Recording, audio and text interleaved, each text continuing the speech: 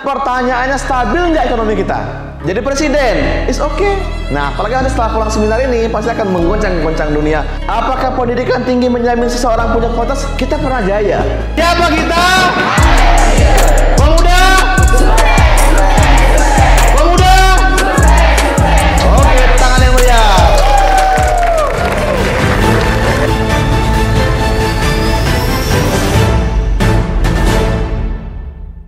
Karena menurut saya tidak ada hari ini anak muda yang tidak punya kualitas, tapi anak muda yang tidak terpublish kualitasnya, betul nggak? Kalau teman-teman tidak punya kemampuan, tidak punya kualitas, tidak mungkin teman-teman hari ini berkumpul di ruangan ini mewakili kampus masing-masing.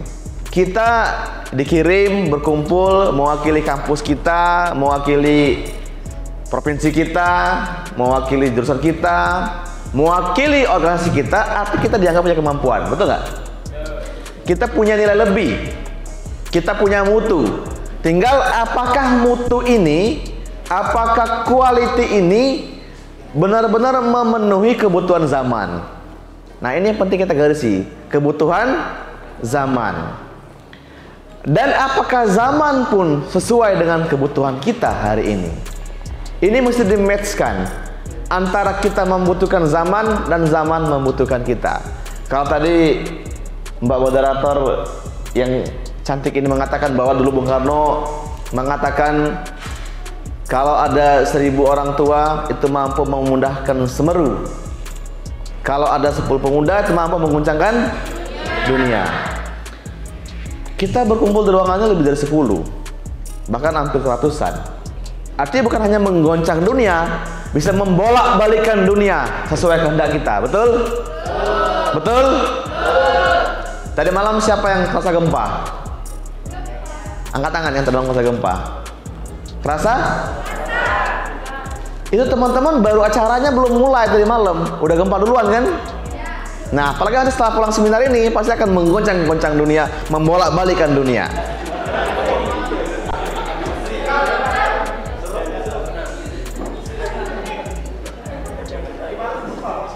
Gempa ya? Nggak rasa ya? Iya, kalau yang tidurnya capek nyenyak ngorok nggak terasa lagi gempa dari malam. Saya dulu sama seperti teman-teman sekalian, menjadi peserta training, menjadi peserta seminar, ikut ke sana, ikut ke sini, sama mengalami proses belajar yang sama. Menurut saya hari ini anak muda tuh perlu percepatan, oke? Perlu percepatan, jangan normatif. Apa itu normatif? Normatif itu ya kuliah standarnya begini, ikut organisasi begini, tapi mesti ada percepatan, lompatan. Kenapa? Saya katakan hari ini teman-teman sekalian bahwa 2030 ya, itu adalah puncak bonus demografi Indonesia.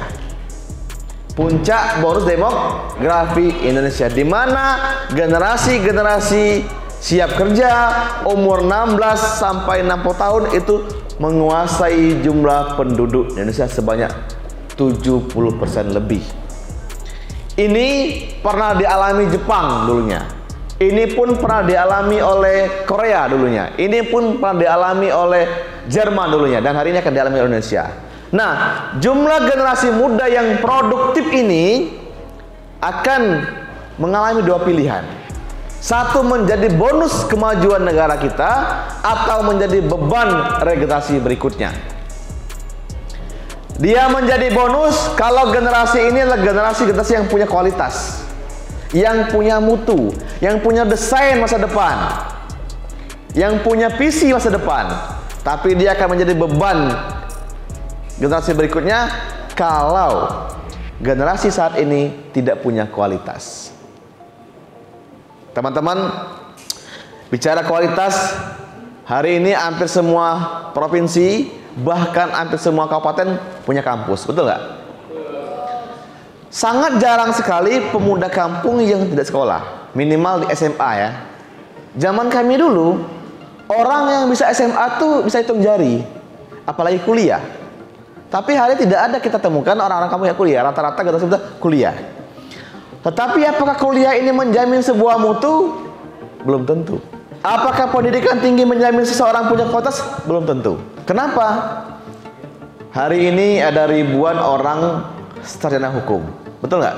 Yang tiap tahun diwisuda oleh kampus-kampus. Tapi apakah berkurang kasus hukum kita? Enggak. Makin hari makin bertambah kasus hukum kita. Setiap tahun ada puluhan ribu sarjana pertanian diwisuda, betul? Tapi apakah ada pertumbuhan nelayan kita? Enggak. Harga cabai tetap mahal, harga sawit tetap murah, betul nggak? Lalu apa dampak dan sarjana pertanian tadi? Setiap tahun ada ribuan orang menjadi sarjana pendidikan. Pertanyaannya, meningkat nggak mutu kita pendidikan? Enggak. Kayak gitulah kan?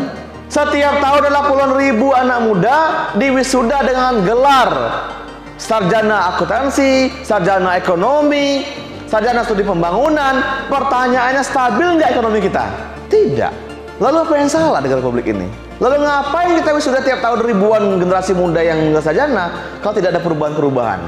Ribuan sarjana ilmu tanah, ribuan sarjana ilmu kehutanan diwisuda tiap tahun.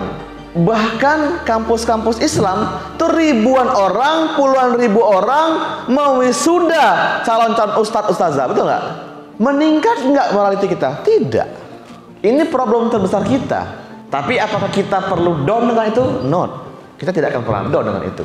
Hari ini kita berkumpul di sini, saya pastikan ini bukan sebuah kebetulan. Saya meyakini ini bahwa takdir Tuhan mempertemukan kita untuk menggalang sebuah visi besar bagaimana membangkitkan ulang Indonesia ini. Teman-teman, kita pernah jaya. Kita ini pernah jaya dulunya. Di era Sriwijaya, kita ini dari Sabang sampai Merauke sampai ke Madagaskar. Di era Majapahit, kita menguasai Nusantara sampai se-ASEAN. Sekarang kita Indonesia akan bangkit kembali. Dan saya percaya kita akan bangkit kembali, teman-teman sekalian. Ketika masih ada anak muda berkumpul, ketika masih ada anak muda mau belajar, ketika masih ada anak muda mau berdiskusi, ketika masih ada anak muda mau ikut seminar, ketika masih ada anak muda mau ikut organisasi, ini tanda-tanda bahwa Indonesia akan tetap bangkit kembali. Tinggal hari ini bagaimana, apa upaya kita meningkatkan mutu kita. Karena ada dua pilihan hari ini, kita menjadi pemain dalam kebangkitan Indonesia atau hanya menjadi penonton di pinggiran lapangan. Ibarat sebuah pemain lapangan bola, kita mau jadi pemain bola atau tentang penonton yang sibuk ketawa dan bertepuk tangan dan hanya menilai pemainnya salah atau benar tanpa pernah ikut menendang bola ke lapangan. Pertanyaan saya, teman-teman sini, dalam peradaban kebangkitan Indonesia ini mau menjadi berperan pemain atau penonton? Pemain? Coba angkat tangan yang menjadi pemainnya. Siapa? Novita? Coba angkat tangan. Ada dua pilihan, kita hanya menonton perubahan zaman atau menjadi aktor perubahan zaman itu. Aktor, coba angkat tangan jadi aktor. Tinggi-tinggi dong, semangat. Oke, tepuk tangan yang meriah untuk kita. Ketika teman-teman ingin menjadi aktor, maka kita perlu mendiskusikan bagaimana menjadi aktor yang layak. Sepakat? Sepakat? Bagaimana menjadi aktor yang layak dalam perubahan zaman? Berkualitas. Oke. Kualitas apa yang mesti kita miliki? Jadi kata dewan, is oke, boleh.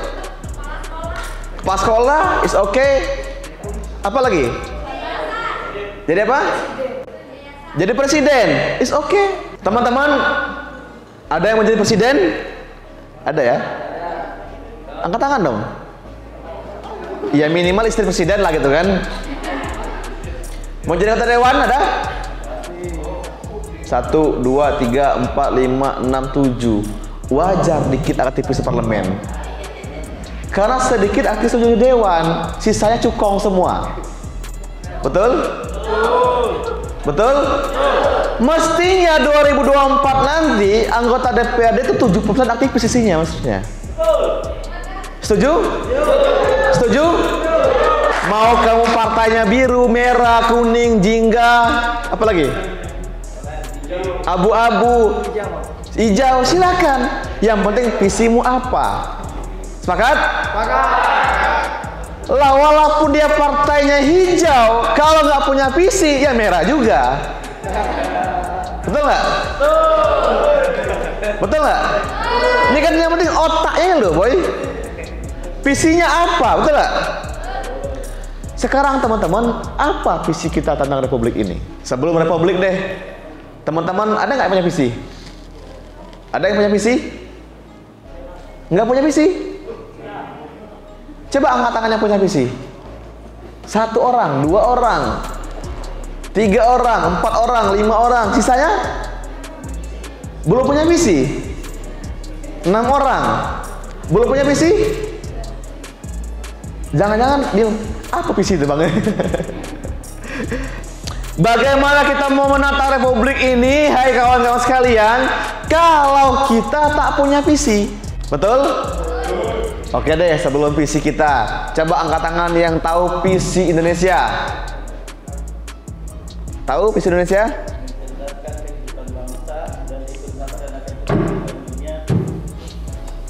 Dan lain-lain, Pak. Visi Indonesia. Ini sama 2045. Itu jawaban Pak dosen tuh. Siapa yang tahu visi Indonesia? Visi negara Indonesia. Angkat tangan. Nggak tahu? Tahu belum? Belum. Ini mahasiswa kan? Oke, siapa namanya belakang? Adam. Coba berdiri, Adam. Apa visi Indonesia? Visi Indonesia itu berawal dari Undang-Undang Dasar 45. Iya, apa visinya? Kesejahteraan umum, mencerdaskan kehidupan bangsa, dan hidup masyarakat yang tertib dunia yang berdasarkan kemerdekaan.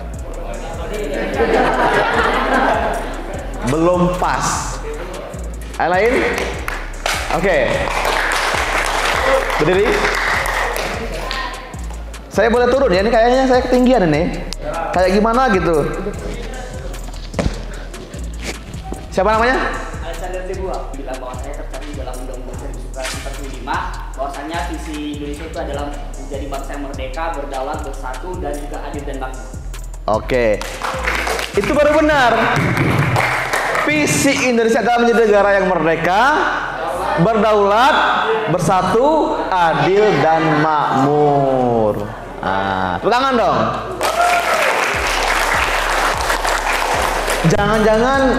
Jangan-jangan ya, hampir semua anggota dewan, bupati, gubernur, menteri nggak tahu apa visi Indonesia. Tahu ya? Sudah ya? Karena begini, kita aja yang aktivis nggak tahu apa visi Indonesia kan? Jangan-jangan tadi baru oh iya ya punya visi Indonesia ya? Visi Indonesia merdeka itu adalah menjadi negara yang merdeka, berdaulat, bersatu, baru adil dan makmur. Nah, gitu. Mewujudkan negara yang merdeka, berdaulat, bersatu, adil dan makmur. Dengan visi itu kita mau mencapai sebuah misi kemerdekaan. Apa misinya? Bingung deh misinya. Ada 4 misi kemerdekaan kita.